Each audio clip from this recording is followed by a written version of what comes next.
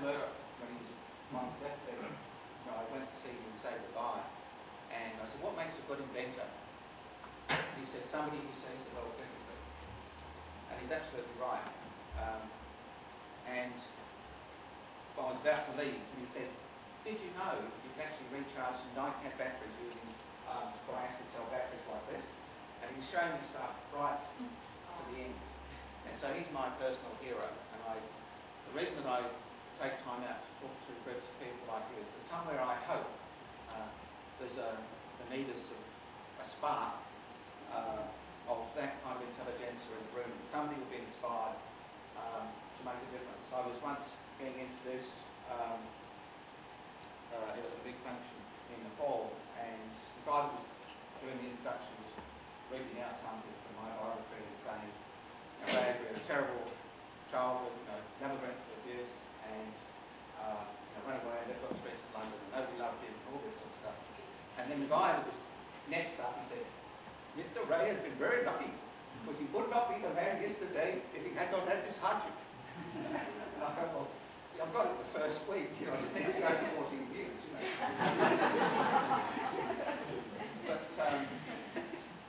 But the point about that is that you're only as small as your dreams. When I was 14, I wanted to get out of the orphanage and get my own light switch, have my own destiny.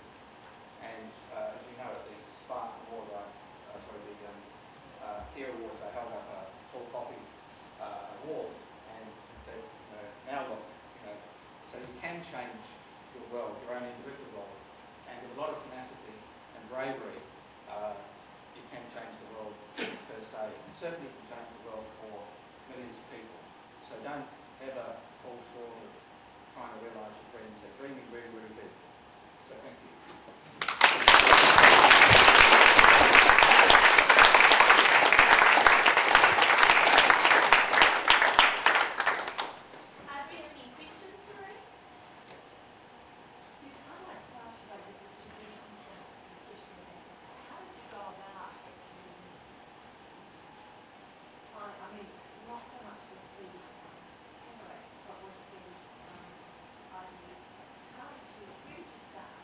Well, the distribution is always a killer for marketing any products, and usually it's literally horses in that each of these products has a different kind of distribution channel.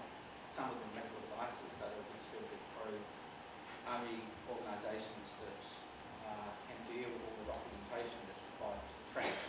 So, for instance, if this failed in the market for any reason, it could be a product recall, and we need to be able to account for every single one, which would mean that the distributor needs to keep a record of who he sold it to.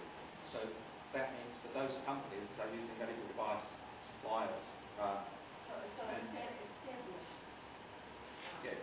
they exist in developing countries as well. So for instance, in intraocular lenses, which are class 2 medical devices or strengthened knees, we were distributing them through local, we actually, for the first time, did everything ourselves. We actually got on the phone, went to countries, knocked on people's doors, found a distributor, trade-ins helped us with some of that. But I loved the cut and thrust of that because one of our biggest suppliers was a company in, one of our biggest retailers was a company in Pakistan called Mubarak Brothers. And there were two brothers, and if you visited their office, it's like the size of a toilet with a fax machine and a telephone. You didn't even have a sign outside. And there was kind of reason for that because when we went occasionally, they'd say, they're not here. So where are they? And they say, they're in jail. Because they were importing some of these things without all the right documentation. But the point was they were getting them to the end user. Usually in medical devices, it always ends up with a blind bike, going to the hospital. And in some cases, there's guys sitting there waiting for a lens to be sold. When one sold gets up, sells the guy on the counter another one. So it's all kind of very homely in the developing country setting. So in the case of super suits, for instance, they were distributed by VLT. VLT are actually the largest manufacturer of freeze-dried materials and suits in New Zealand. So you use proprietary, basically the answer is you use proprietary channels. We're not a distributor. What our business is actually come up with the IP, the technology. That's why we're talking with one of the world's largest distributors of intravenous solutions. And they sell drip sets. So what we did, which was slightly cunning, was we made this work better on their drip set than everybody else's drip set. You know, so you want to increase your market for drip sets. Because the reality with this product is that you only have to buy one of these every 25 years. So but you've got 2.5 billion for drip sets. So if they put these two things together, they can enhance their sales of the drip sets.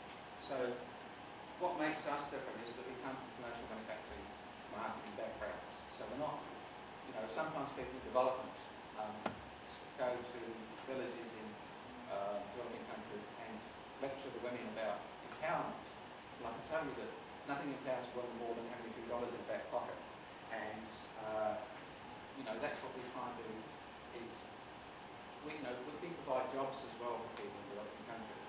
And, again, you know, sometimes we change the culture a little bit because when we were getting these factories going in the fall, the women, you have to put these spacesuit garments on, training garments.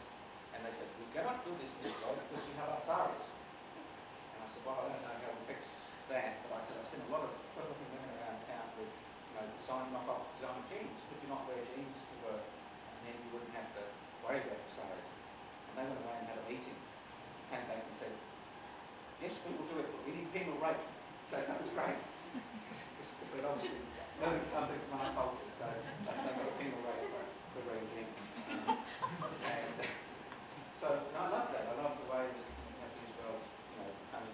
And again, they couldn't, at night, the women couldn't be driven home by men because it's just not socially correct. And so they couldn't work the night shift.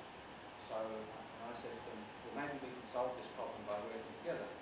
And they said, what about female driver? You know, so we train them to be drivers and get a bus and take everybody home and do it. Then you can work the night shift. So they had a bit of a vote and they said, we cannot have one female driver, we need four.